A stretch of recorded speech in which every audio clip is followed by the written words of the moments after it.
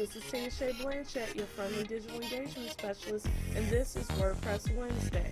Now, this is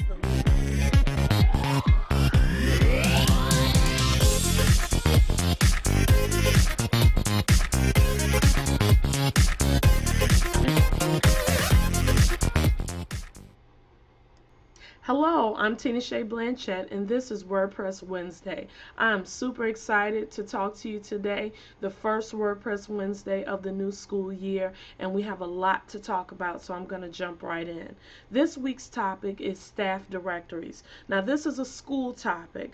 This month, I'm actually sending this out to about 400 users because we have lots of staff who have been added at the school sites. You're welcome to unsubscribe from this if this doesn't apply to you, but if you're interested, every third Wednesday of the month is WordPress Wednesday, and I'll be sending you these webcasts just to give you information on how to manage the site. So for my school level editors today, I'm going to show you how to go in and set up your school directory. Now, it's important to note that the staff directory is not yet available on your site. You have to specifically request it. So you're going to send me an email at tinashay.blanchett@jppss.k12.la.us, and when you send me that request, I'll go ahead and activate the feature on your site.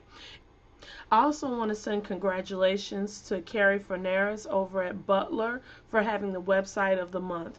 Carrie's been doing some excellent work on the website and has also been using the support feature of the website. Remember that as a manager of the new website, when you're in the dashboard, at the bottom left there's support, and when you click on that, you'll have access to frequently asked questions, and you can contact me directly with any questions or concerns that you have about the website. So Carrie's been making good use of that feature, sending requests to me to add things to their menus. So when you look at Butler's site, you'll see that they have already added a few things to the teachers menu in the footer and to the menu at the header. So we'll talk about that a little bit more at the end of today's webcast. Let me go ahead and show you how you're going to manage that staff directory after you've sent the request to me and I've activated it. Okay, so here we are in the dashboard. As an editor, once you have the staff directory activated, then you're going to see staff right here on the left hand side in the dashboard. So once you have this staff directory activated, then you're going to be able to go in and create staff pages for everyone all the teachers at your school. Now, one thing that you want to pay attention to is that the staff works just like everything else you've been doing with this site. Just like you would add a new post or add a new page, you can add a new staff member. So you're going to go right here to add new, and you're going to do this for each member of your staff. Now, what's super important is that you remember to put the last name first. So let's say that we're entering Mr. John Doe. We're going to put Doe, comma, John. This allows, let me capitalize that J.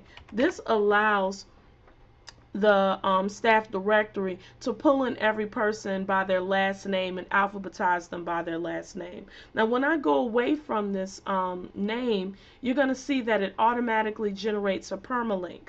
I want you to look closely at this permalink.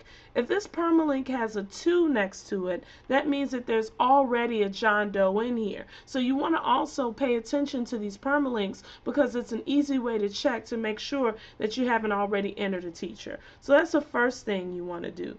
Then if we scroll down, we can see staff member details. So let's say that John Doe is a math teacher. We're going to enter that as his position or his title. Then we're going to enter John Doe's JPPSS email address. So I'd put john.doe@jppss.k12.la.us. And it's going to automatically recognize it as an email address and make it clickable in the directory. And then if John has a website, let's say that he has a wiki space or a Google site, then you can get that URL and put it here. Now, if John doesn't have a website, then you'll see up here we actually have a text editor.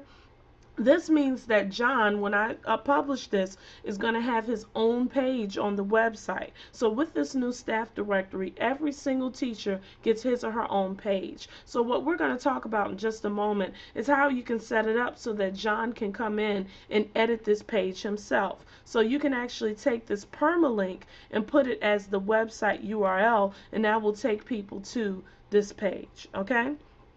So after you've put John Doe's information, you're going to go over here to staff departments. Now right now on this default site, I have faculty set up as my only department, but you can see I can add new departments. And I'm also going to go ahead and save this draft. And I'm going to go back over to staff on the left and click on staff departments. This is a place especially for those departments. So you can either add a new staff department when you're managing John Doe, or you can come here to staff departments and add all the departments you want ahead of time. A good idea is to either add your grade levels if you're in elementary school, or your subjects if you're a high school or a middle school. Now of course you might want to do both, and that's fine because you can totally put John into more than one department. Another thing to note about departments is that they behave just like categories with posts. So you can also create parent departments and child departments. So let me go back to staff departments so I can show you. Notice that when I add a new staff department, so let's say I want to add the math department, okay? And of course the slug is just going to be the little short name. So let's say I want to call it the proper thing, which is mathematics. The slug, which is just a little short name, you can see it goes in URL, can just simply be math. Now notice that the math department still lives under the faculty. So I can put that the parent department is faculty. And I'm going to go ahead and add this new staff department, and you can see that it shows that it's under faculty. So if I go back to John Doe,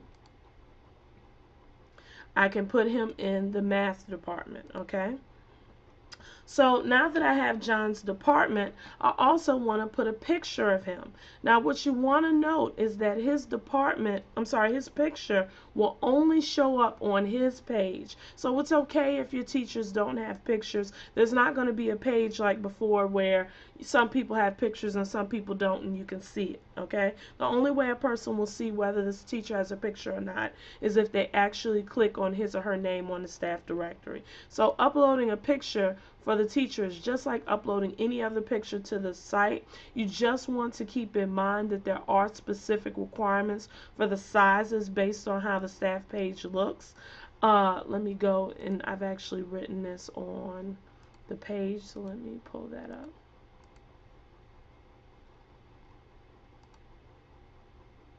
Okay, so the requirements are right here. 270 by 270 for elementary schools and 290 by 290 for middle and high school websites. So these are going to be the pixels of the pictures that you can put for your staff, and this is accessible by going to the elementary school sample site or the middle school sample site. All of the information that I'm talking to you about in this video, I've provided for you there, okay?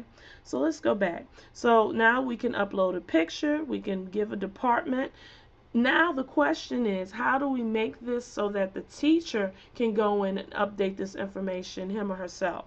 So if you go all the way to the bottom here, you can see that this page has an author. And right now, since I'm editing this page, I'm set as the author. However, if I do a drop down, you'll see that all of the users of this website are here. So what you can do, and I want you to pay close attention to this, what you can do is you can send me a list of all of your faculty and staff, all of their email addresses. That's all I need.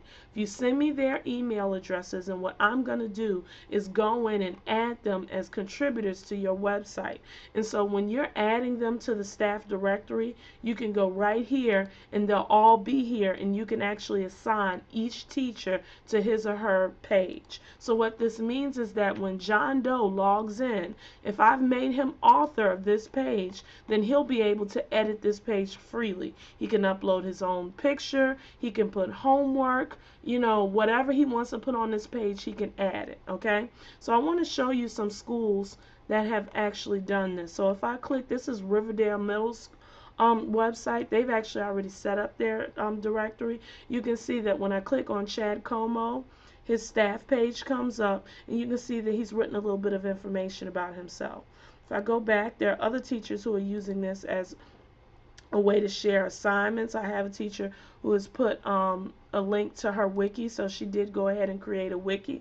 Now, I know that some of your teachers are going to want more than just that single page. And so what I also want you to know is that once this teacher is added as a contributor to this site, he or she can go in and create wikis as much as they want. Okay, so that's something to keep in mind as well, is that as long as someone is a contributor on this site, they can add wikis. Now also note that for the first time when a contributor adds a wiki, they have to submit it for review. They're not going to be able to publish it, but once you approve, then they can go back and make changes freely without getting your approval. So what we're suggesting is that you go ahead, if you want to have a web page for all of your staff, go ahead and activate the staff directory. Let them use this page as their personal page, and if they need to, they can go ahead and create a wiki on their own, and you just approve it.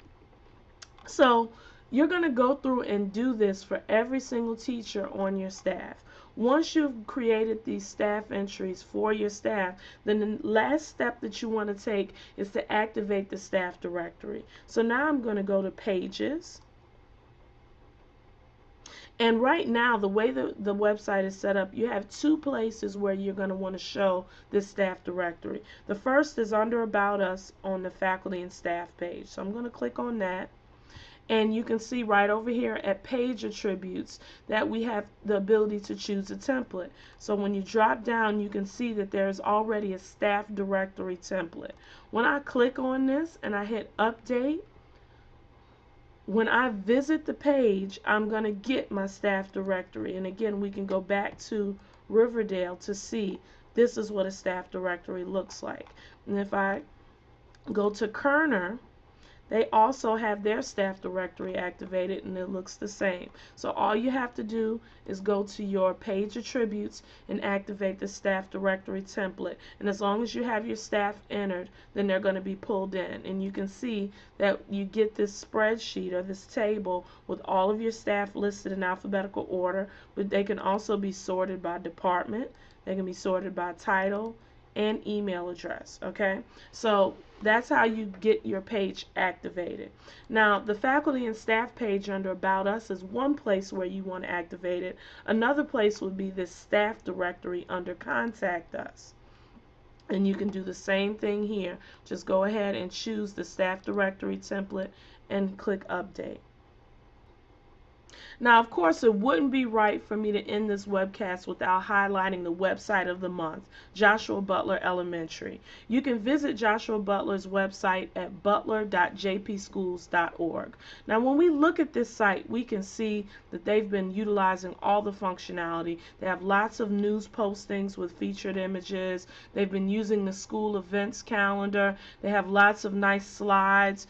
But the thing that I really love about Butler's website is that they have really been utilizing the support feature.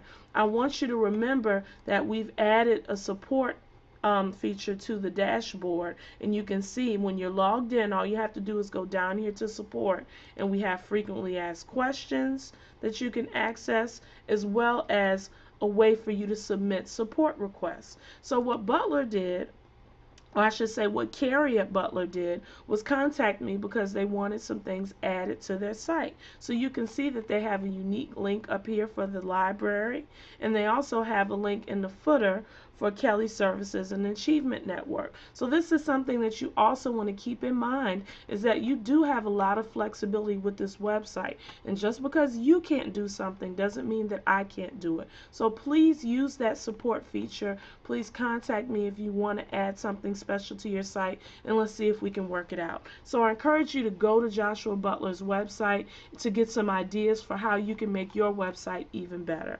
So that's all I have for this month. I'm excited to announce that we're doing WordPress Wednesday live next month on September 18th at 501 Manhattan at 3 o'clock. So all web authors are invited to come so that, you know, I can talk to you about some of the things that we're doing with the website, and more importantly, to answer any questions and provide in-person support for you. So I hope to see everyone there. Until next month, I'm Tina Shea Blanchett, and this has been WordPress Wednesday.